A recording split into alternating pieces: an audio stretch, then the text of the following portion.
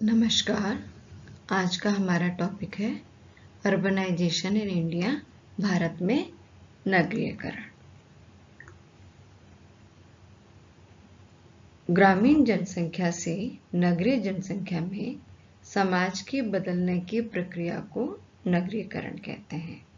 Urbanisation refers to the population shift from rural to urban places। तो क्या होता है, जो जनसंख्या हमारी ग्रामीण जनसंख्या है, जब वो ग्रामीण जनसंख्या नगर के अंदर आ जाती है तो उसको हम क्या कहते हैं, नगरीकरण करते हैं। तो गांव से नगर की ओर जनसंख्या का स्थानांतरण या माइग्रेशन, गांव के लोग शहर में आकर बस जाते हैं, तो इस प्रोसेस को हम क्या कहते हैं, नगरीकरण।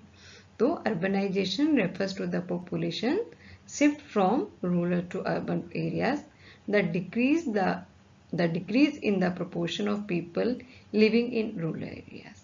तो इससे क्या हुआ, गांव में जो रहने वाली जनसंख्या है वो अगर शहरों में आ जाती है तो गांव में जनसंख्या कम हो जाती है, वहाँ की पॉपुलेशन कम हो जाती है। And the ways in which society adopt to change this way, और इससे क्या है कि सोसाइटी के अंदर भी चेंजेस आता है। It is predominantly the process by which towns and cities are formed and become larger as more people living and working in central places। तो इस प्रक्रिया के कारण क्या होता है, नगरीकरण में पहला नगरीय बस्तियों में रहने वाले लोगों की संख्या में वृद्धि होती है। तो जो शहरों में लोग रह रहे हैं उन शहरों के अंदर क्या होता है, जनसंख्या में वृद्धि होती है। और दूसरा क्या चीज होता है, गैर कृषि कार्य, नॉन एग्रीकल्चर एक्टिविटीज में, गैर कृषि कार्यों में लगे ऐसी बस्तियों में रहने वाले लोगों का प्रतिशत संख्या में वृद्धि होती है। जो लोग होते हैं वहां पे उन लोगों का प्रतिशत ज्यादा होता है जो गैर कृषि कार्यों में लगे हुए हैं, नॉन एग्रीकल्चर एक्टिविटीज में लगे हुए हैं। अब बात आ जाती है कि नगर किसे कहते हैं। हमने जो अर्बन एरियाज की हम बात कर रहे हैं, हम अर्बनाइजेशन की बात कर रहे हैं, हम नगरीकरण की बात कर रहे हैं, तो सबसे पहले हमें देखना होगा कि नगर क्या है। आपका अर्बनाइजेशन या अर्बन प्लेसेस अपन किसको कह रहे हैं।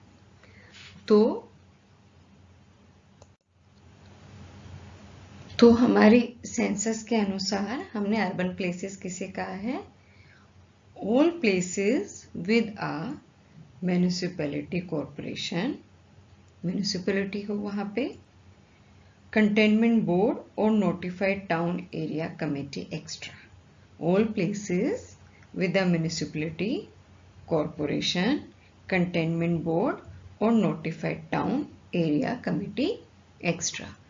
तो भारत में नगर की परिभाषा के भारतीय जनगणना आयोग के अनुसार जो मानक है, जो उसका क्राइटेरिया है, वो क्या है, वह समस्त क्षेत्र, वो समस्त स्थान जो किसी नगर निगम, नगर पालिका, छावनी, containment zone, notified area town के अंतर्गत पाए जाते हैं, उन्हें हम नगर कहते हैं। तो म्यूनिसिपैलिटी कॉर्पोरेशन हो, कंटेनमेंट बोर्ड हो और नोटिफाइड टाउन एरिया हो, ऐसी स्थान को, ऐसे क्षेत्र को हम क्या कहेंगे, हम ऐसे क्षेत्र को अर्बन एरियाज, हम इन क्षेत्र को नगर कहेंगे। और इस तरह का जो बात हम कर रहे हैं कि जहां पर नगर निगम पाया जाए, नगर पालिका पाई जाए, छावनी हो, नोटिफाइड एरिया हो, ऐसे टाउन को हम क्या कहेंगे, संवैधानिक नगर, स्टैट्यूटरी टाउन, संवैधानिक नगर। अब दूसरा आ जाता है कि all other places which satisfy the following criteria।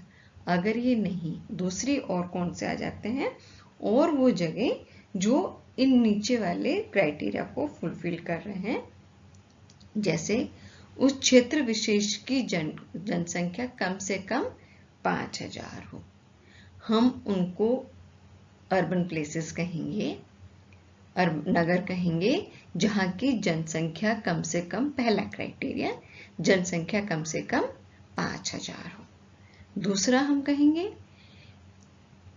400 व्यक्ति प्रति वर्ग किलोमीटर जनसंख्या घनत्व पाई जाए। दूसरी कैटेगरी उसकी क्या है, दूसरी कंडीशन कौन सी हो गई कि वहां पे आपकी जो पॉपुलेशन डेंसिटी है, जो जनसंख्या घनत्व है, a density of population at least 400 person per square kilometer, 400 व्यक्ति प्रति वर्ग किलोमीटर जनसंख्या हो।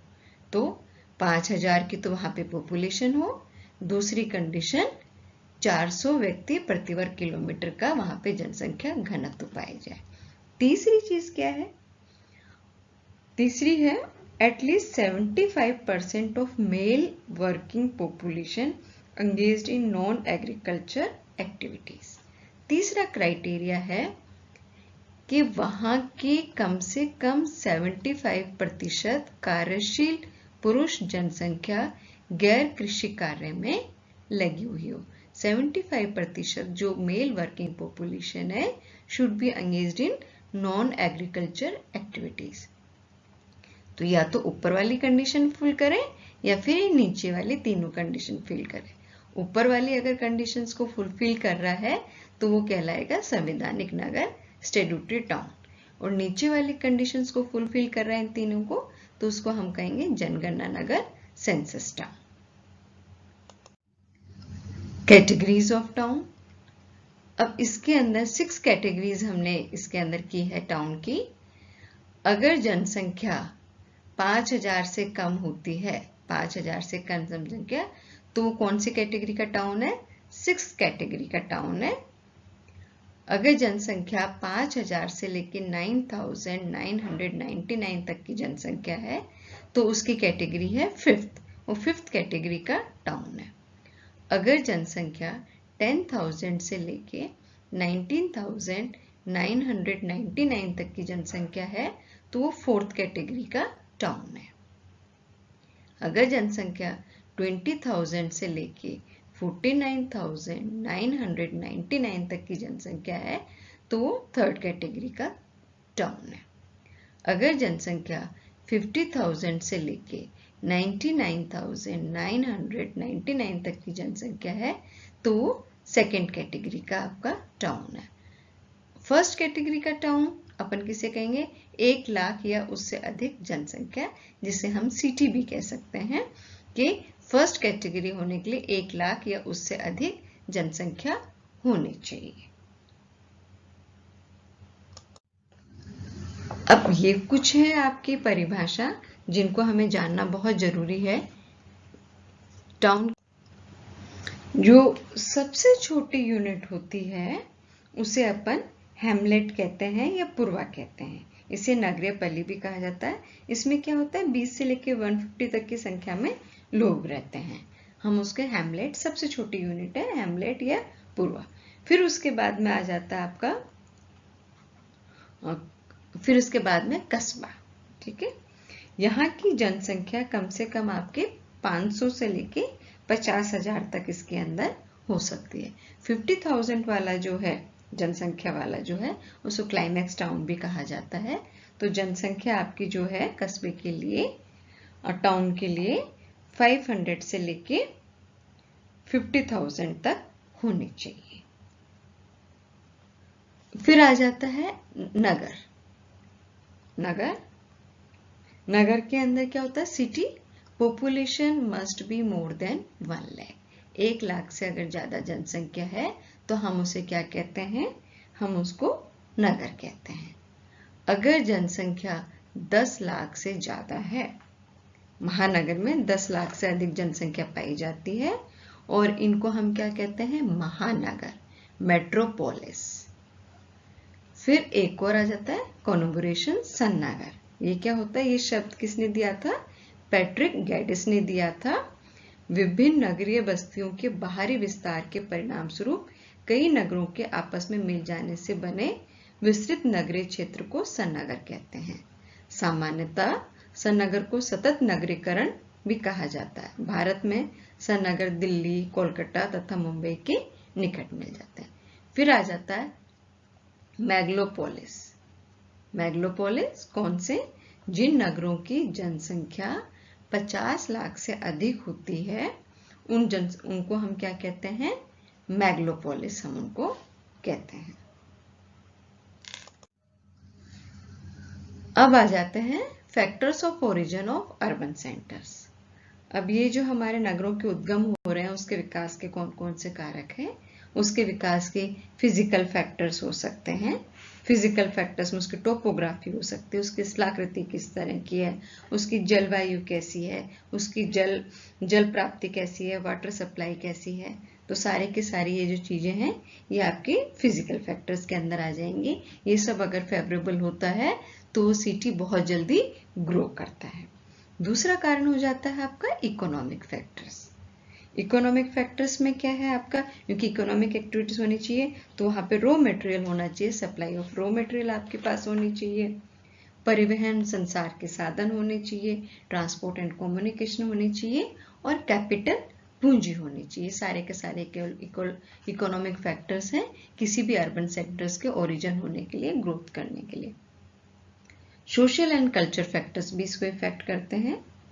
इसमें आपके रीति रिवाज, मान्यता, धार्मिक, शैक्षणिक, स्वास्थ्य और मनोरंजन केंद्र, पर्यटक नगर, इन सब के भी कारण इसके अंदर किसी नगर का विकास होता है। राजनीतिक कारण, पॉलिटिकल फैक्टर्स भी हैं। किसी राज्य देश की सरकारी नीति का भी नगरों के विकास पर प्रभाव पड़ता है। अर्बनाइजेशन, नगरीकरण। भारत में नगरीकरण का इतिहास काफी लंबा रहा है, क्योंकि आरंभ में ही देश में कृषि का निर्माण स्वरूप रहा है तथा उद्योगों का अत्यधिक स्थानीकरण और परिवहन का कम विकास हुआ है। शुरू में क्या है, अपने यहाँ पे क्या था, कृषि कार्य में लोग बाग लगे हुए थे। धीरे धीरे इसके अंदर अर्बन की तरफ हम बढ़ने लगे। तो ये जो पूरी प्रोसेस है इनको हमने 3 भागों में किया है। स्लो अर्बनाइजेशन पीरियड, ये काल 1881 से लेकर 1931 के मध्य रहा, जब देश में महामारी और प्राकृतिक आपदाओं का प्रभाव अधिक रहा। फलस्वरूप क्या हुआ, 1881 से लेकर 1930 के बीच में प्राकृतिक आपदाएं, महामारी रही, तो इसके अंदर क्या हुआ, धीमा अर्बनाइजेशन हुआ, स्लो प्रोसेस हुई। फलस्वरूप नगरीय जनसंख्या में धीमे विकास के साथ ही अनेक बार धीमा प्रोग्रेस हुआ इसके अंदर। फिर दूसरा आ जाता है मीडियम अर्बनाइजेशन पीरियड। ये पीरियड 1931 से लेके 1961 के दौरान रहा, जब नगरीकरण धीमी गति से हुआ, जिसका प्रमुख कारण उद्योगों के विकास के प्रयास तथा प्राकृतिक आपदाओं से सुरक्षा रही है। मीडियम रहा है इसके अंदर, मध्यम गति से रहा है। इसके दौरान नवीन खनन क्षेत्रों का विकास किया गया, माइनिंग एरियाज का भी इसके अंदर डेवलपमेंट हुआ, उद्योगीकरण भी इसके अंदर हुआ। कृषि विकास में कपास की कृषि बढ़ने से कृषि के अंदर कॉटन का कल्टीवेशन होने लगा, और उसके साथ में क्या हुआ, वस्त्र उद्योग का विकास हुआ। कौन से वस्त्र उद्योग का, सूती वस्त्र उद्योग का विकास हुआ। फिर आ जाता है आपका हाई अर्बनाइजेशन पीरियड, उच्च नगरीकरण ये काल। ये पीरियड 1961 से लेकर 2011 तक का रहा है, जिसमें नगरीय जनसंख्या 1961 में 7.89 करोड़ से बढ़कर 2011 में 37.71 करोड़ हो गई है। इसके प्रमुख कारणों में ग्रामीण नगरों से क्षेत्र से नगरों की ओर बढ़ना, प्रवास, मृत्यु दर में कमी से प्राकृतिक वृद्धि में बढ़ोतरी, तीव्र औद्योगिक विकास, परिवहन विकास आदि है। शहरों में बढ़ते रोजगार के अवसरों ने ग्रामीण जनता को बड़े स्तर पर आकर्षित किया। जो शहर में रोजगार मिल जाता है, फैसिलिटीज मिल जाती है, इन सब के कारण क्या है, गांव से लोग बाग शहरों की ओर आ रहे हैं। तो 1961 के बाद में बहुत तीव्र गति से अर्बनाइजेशन हुआ, नगरीकरण हुआ। अब नगरीकरण के साथ में कुछ उसकी प्रॉब्लम्स भी होती है, कुछ उसकी दिक्कत भी होती है। तो उसके अंदर प्रॉब्लम्स के अंदर आपका तो अर्बनाइजेशन के साथ साथ में उसकी प्रॉब्लम्स भी होती है। प्रॉब्लम से पहले हम छोटी सी चीज हमने वैसे तो पिछले वीडियो में देख लिया था, फिर भी हम देख लिए कि हमारे कौन से एरियाज जहाँ पे वो हाईली अर्बनाइज्ड हैं। तो जैसा हमने पिछले वीडियो में भी कहा था, दिल्ली, चंडीगढ़ 3 केंद्र शासित प्रदेश हमारी अधिकतम जनसंख्या करती है। यहाँ पर आपकी कम से कम आपकी 90%, दिल्ली में तो 90% से अबव पॉपुलेशन क्या है, आपकी अर्बन पॉपुलेशन है। और स्टेट के अनुसार कौन सा था हमारा, उसमें महाराष्ट्र था, उसकी 45% जनसंख्या आपकी नगरीय जनसंख्या थी। और जिन राज्यों में 25% से लेकर 50% नगरीय क्षेत्र में वास करती है, उनमें गोवा, मिजोरम, तमिलनाडु, महाराष्ट्र, गुजरात, कर्नाटक, पंजाब, पश्चिम बंगाल, केरल आदि आ जाता है। और लोए, जहाँ पे बहुत कम अर्बनाइजेशन है, बहुत कम नगरीकरण है, 15 से लेकर 25%, उनके अंदर जम्मू कश्मीर, मणिपुर, राजस्थान, झारखंड, उत्तर प्रदेश, मेघालय, त्रिपुरा इसके अंदर आ जाते हैं। और जिसमें और भी कम उसके अंदर, जिनका 15% से भी कम अर्बनाइजेशन है, उन कौन कौन से, हिमाचल प्रदेश में सबसे कम है, फिर सिक्किम है, फिर बिहार है, उड़ीसा है, इन सब के अंदर क्या है, अर्बन पॉपुलेशन बहुत कम है। अब हम आ जाते हैं प्रॉब्लम्स ऑफ अर्बन रीजन। ये जो नगरीकरण हो रहा है, उस नगरीकरण से हमें क्या क्या समस्या आ रही है, ये नगरीकरण से क्या क्या समस्या उत्पन्न हो रही है। तो सबसे बड़ी समस्या तो आ जाती है शॉर्टेज ऑफ लैंड, कि हमें जगह की कमी पड़ती है। दिन प्रतिदिन नगरीय जनसंख्या में होने वाली तीव्र वृद्धि के कारण विभिन्न औद्योगिक संस्थानों की स्थापना, दुकानें हो जाती है, आवासीय क्षेत्र आदि के लिए स्थान विशेष कम पड़ते जा रहे हैं, शॉर्टेज ऑफ लैंड होती जा रही है। नगरों का ग्रामीण क्षेत्र की ओर तेजी से विस्तार हो रहा है, जिसके कारण कृषि भूमि में कमी होती जा रही है। जहां भूमि उपलब्ध है उसकी कीमत बहुत अधिक है। फिर आ जाता है housing problem, shortage of houses, कि हमें आवासीय समस्या है, घर नहीं है। तो नगरीय क्षेत्रों में सुविधा के कारण ग्रामीण क्षेत्र के लोग नगरियों में आकर बसने लग जाते हैं। अट्रैक्ट करती है सिटी हमें, तो ग्रामीण लोग शहरों में आ जाते हैं सुविधाओं के कारण। इसके अतिरिक्त तीव्र जनसंख्या वृद्धि तथा मजदूरों के आगमन के कारण नगरों में आवासीय स्थानों की कमी होती जा रही है। यही कारण है कि नगरों में स्लम्स का डेवलपमेंट होता जा रहा है, झुग्गी झोपड़ियां डेवलप होती जा रही है, स्लम्स एरिया डेवलप होते जा रहे हैं। फिर परिवहन संबंधी समस्या भी आ जाती है कि पास पास घर बन जाते हैं, जगह की कमी है, तो वहां पे कई बार क्या होता है, साधन भी नहीं पहुंच पाता। पानी की भी प्रॉब्लम रहती है, कई बार लाइट की भी प्रॉब्लम रहती है वहां पे, स्वास्थ्य या चिकित्सा संबंधी प्रॉब्लम्स भी आ जाती है। पर्यावरण संबंधी समस्या बहुत ज्यादा आ जाती है। नगरीय क्षेत्रों में उच्च जनसंख्या घनत्व, तीव्र जनसंख्या वृद्धि है, भूमि का भी अभाव है, पेड़ पौधों की कमी होगी, सारी कृषि भूमि हमने उद्योगों के अंदर ले ली, घर बनाने में ले ली, विभिन्न प्रकार की कूड़ा करकट का पाया जाना, अत्यधिक औद्योगिक संस्थानों के स्थापित होने, विभिन्न परिवहन साधनों से निकलने वाले हानिकारक गैस आदि के कारण क्या है, हमारा जलवायु का ह्रास हो रहा है, एनवायरमेंटल पोल्यूशन हो रहा है। दूसरी प्रॉब्लम दिन ब दिन आजकल देखने को क्या आ रही है, problem of disposable of waste, कि शहरों में जो अपशिष्ट बच रहे हैं उसको कहाँ करें, उसका डिस्पोजेबल कहाँ करें, ये भी समस्या बहुत बड़ी होती जा रही है। Thank you.